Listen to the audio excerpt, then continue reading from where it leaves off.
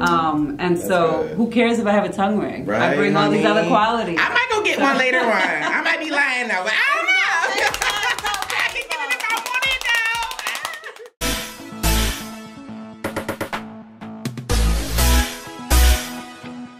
though. Hey beautiful people, Success Mentor Dante J. Worth, and I'm back with another video right here on Audacious Believer TV. Now, if this is your first time tuning in, I need you to make sure you hit that subscribe button down below. Make sure that you like this video. And make sure that you are commenting down below. Me and my team absolutely love to read your comments. Now tonight, we're being joined by the beautiful, the fabulous, the one, the only. Tell them who you are, darling. Beatriz LeBron.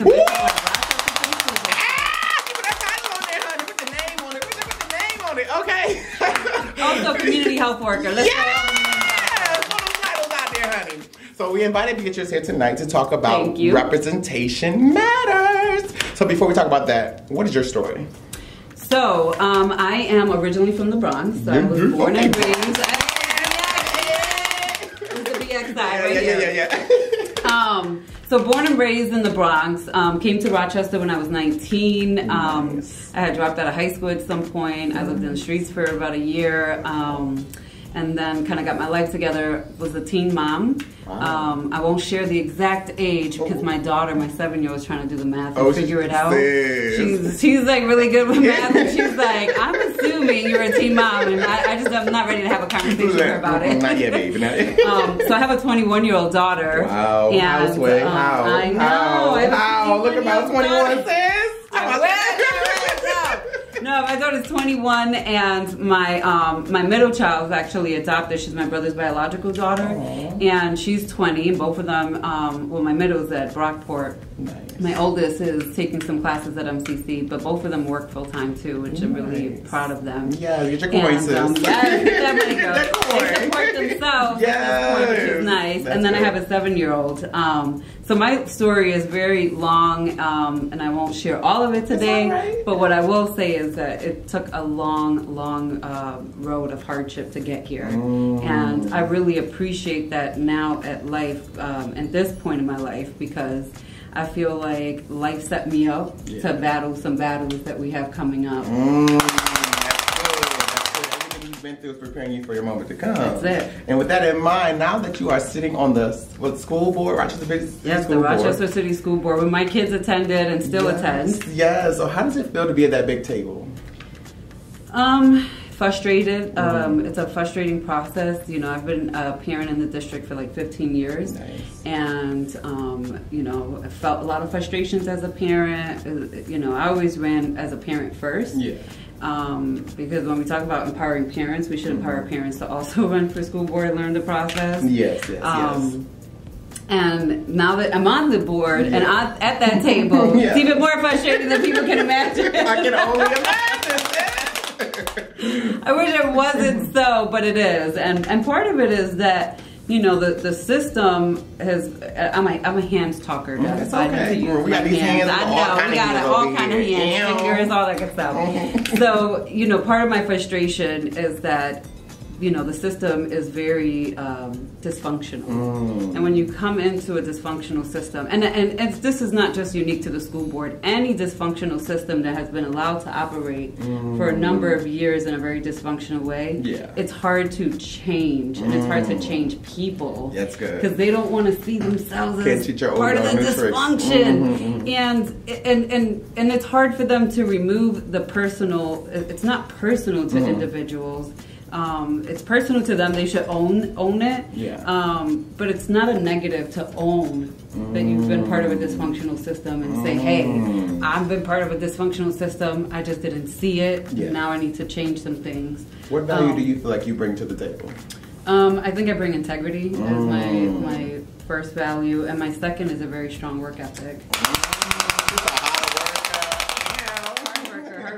That includes, you know, I read everything, Dante. I mean, every single thing that comes before me as a commissioner. I read, you know, I read a lot of financial reports, which is what led me to speak out very publicly against the budget, not vote for it. And you know, I had some red flags and some things that were concerning to me. Yeah. And I think people misunderstand sometimes why I do focus so much on the financial piece. Mm-hmm. Part of my frustration is that I know, because I do school visits and I have a lot of relationships with schools and people who work in schools, and I know a lot of parents whose kids attend schools, that our kids don't have the actual resources that they need. Mm. And you'll hear statements that they do, but they don't, especially bilingual and students of second languages. And it pisses me off. You bring up another good point, though, that you're that voice representation for those Latin Americans, those women. Do you feel as though, a lot of times we speak as though if you're black, you have to speak for all black people. If you're light-skinned, you speak for all light-skinned people. Yeah. So what pressure comes with that for you, being at that big table? For me, I'm the only Hispanic person on the school board, and historically the school board only tends to elect one Hispanic person at a time. And last year we kind of lost a seat to Commissioner Shepard, who I love, so let me just throw that out there. Hey, I know, hey Dad! That's my girl, I supported her. Yes. But it is important for representation to be at the table, right? We can't, but I don't like to be the one voice speaking for everybody. But I also understand that in this circumstance, it is that way. So I do try to, you know, in my day job, I do work with a lot of refugee and immigration populations. And I do try to stay connected to what their needs are, which are vastly different from what Hispanic people's needs are, who were born and raised in Rochester, versus those who came from Puerto Rico.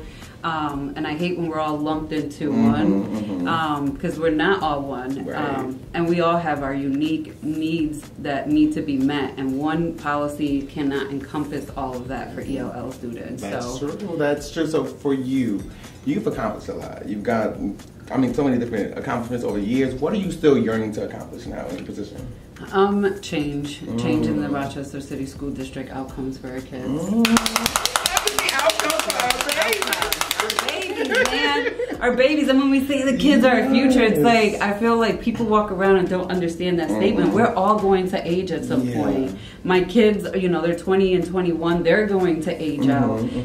Sophia, who's 7, like, what is her future going to hold? What are my future grandkids? Because I'm in that age range already, where in the next 5 to 10 years, I'll be a grandparent. What, girl? I know. With these people, girl. So, you know, I think about all those things and the impact that it'll have on this community as a collective. Yeah. What do you think for that person who's looking up to you, who sees you as being the representation? What can they do, or what can they pull from you that can help them get to where you are, or get further? To be authentic to yourself. Like, so many people have, you know, and they still constantly tell me sometimes that I'm a little bit too Bronx, too New York City. I know, and I'm like, well, this is who I am. And at this point, I've earned the right to be myself authentically wherever I go. Exactly. I will say that we have to stop trying to disseminate people into this idea of what a professional looks like, and what they should have, what hair color. So a lot of people don't know, I've been in this community 18 years. But behind the scenes mostly, right?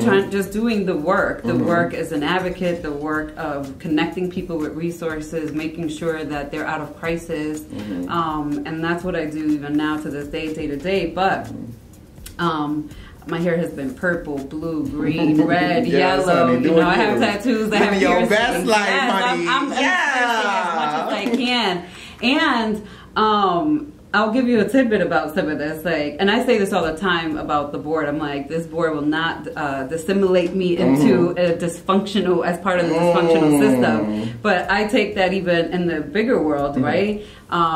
When I go into certain meetings and on the administration end of things, I'm still myself, because I'm there to represent my community. So you in there like popping your earrings off, whatever needs to happen, right? All those things. Don't make me pop the chocolate.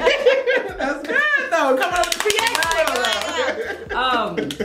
but I'll give you this little tidbit. When I decided to run, I have a tongue ring that I got when I was 19 years old, and I still wear it to this day because it took me. It was painful. It was probably my most painful piercing. I can imagine. So when I decided I was going to run, even my significant other was like, "You cannot run for office with a tongue ring," and I was like, "Why not?" Right. And I did. Yes, and she won. Well, I won this year. I lost last year, but it wasn't because but you of the won, though. right. Eventually, you still won. And it's things like that. Like, who cares if I have a tongue ring? Right. If I'm smart, I'm articulate, I can come and I do the work that needs to be done, and be very strategic about the work. I think there's a lack of strategicness or strategy when we make decisions, and there's a lack of foresight about how those decisions impact things in the future.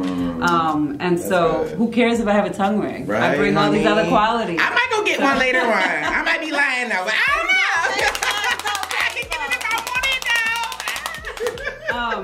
So you know what I want kids to understand is that no matter where you start off in life, I mean, and I started off poor, and like I said, I had a hard road to get here. That you can make it, and that where you start is not where you're going to end up. That's thirsty right there. Tweet that. So what inspires you? Honestly, I think being a mom inspires me. It's a weird thing, but you know, being responsible for another human being and their upbringing and the choices that they make, and it's the hardest thing to do is raising another human being. Listen, let me just tell you, as much as you want to instill everything good for your kids, you also, I have come to learn that you also have to let your kids be themselves, and let them make their own choices, even if you don't agree with them. And that is the hardest part, because I grew up with parents who were like, it's my way or the highway, and judged every bad decision that I made, judged it harshly. And I have come to the point in life where I want to take a different approach to that. How has being on the board changed the way that you parent your daughter? Or your children? Oh my goodness. It's interesting because I still have a second grader in the district. So when I come into my daughter's school and I have to talk to a teacher or principal, I don't like to feel like they're giving me and Sophia any special privileges, because I don't want her to, you know what I mean? I want her to understand that she still has to be accountable for her actions. Right. That's good. And I have a 7-year-old who is my world. She is extremely sassy, and she thinks that she's me at 7, and it's like, honey, we not on the same page here. So she's trying to negotiate. Right, she's trying to negotiate, justify things. And she is so sweet with her justification. And I'll give you an example. My daughter came home with a report card. Academically, she's excellent. You know, we do try to do lots of reading with her. I do a lot of math puzzles and quizzes with her outside of school. But she came home with her report card, and the first thing she said to me was like, I only got 3 N's, which means that it needs improvement. And but she was trying to say it like, out of 10, I only got 3, Mom. It's like, you should have none. Right. So trying to justify right, she's trying to justify, I only got 3 N's. Needs improvement. Let me drop this paper off and go to my room. I'll be back. Right. And I promise you, all of it is based off of my daughter's mouth. And, you know, and we've had these conversations, you know, and it's important for me to go into her school and to let her teachers know, like, we're in this together. So text me anytime. Holla at me. Holla at me. Listen. But for a while, sometimes they were calling every day about her mouth, and I had to also address that as a parent and say, just look at me as a parent, because I would say this even if I wasn't a commissioner, I would honestly, genuinely say this as a parent. You need to figure out ways to have some behavioral management with Sophia, and can't call me all the time because I won't be available all the time. Now, if my daughter's off the hook, I will punish her at home for behaviors in school if I'm aware of them. You got the flip-flops that you... I got the flip-flops. I couldn't think of the word, the chaqueta. You like... No, you know what? That's one difference between the kids is that, you know, you learn different parenting skills when you have a 14-year gap in your For those who watch it, they're like, what is a flip-flop? What is that? What is the... chaqueta. The infamous Puerto Rican chancleta. All the Latinos know what the chancleta is. Yes. Basically, if you get in trouble, that thing coming your way, honey. It's going to be blank. Yes! So are you ready for rapid fire questions? Yes. Favorite book? Ooh, Running with Scissors. Ooh, favorite movie? The Twilight series. I know I'm going to sound so corny, but I love You Twilight. love the Twilight series? You live your best life. It ain't for me, but it's all right. I mean, I gotta pick a movie. I'm more into comedies though, but Twilight was a good one. Yes. How do you define success? Ooh, how do I define success? That's a hard one. I honestly, I think if I'm doing the right thing and I have good intentions, for me that's success. Yes. Just waking up every day and making sure that I'm doing the best that I can and giving 100% every single day to all the work that I do. That's good. What is your purpose? Oh, Dante, my purpose. Yes. Honestly, I think that my purpose in life is to have gone through everything I've gone through, so that I can help others find a way out for themselves as well. That's good. That's good. And to be audacious means to be a believer. Yeah. People how they can find you online, how they can support you. So, I have a website, BeatriceLeBron.com or LeBronForFamilies.com, same website. Yes. I'm on Twitter as Beatrice LB1. Also on Facebook. My Facebook page is Beatrice LeBron, and it's Beatrice with a Z and LeBron like LeBron James. How you doing? Yeah. So until next time, remember that life is meant to be enjoyed and not just endured.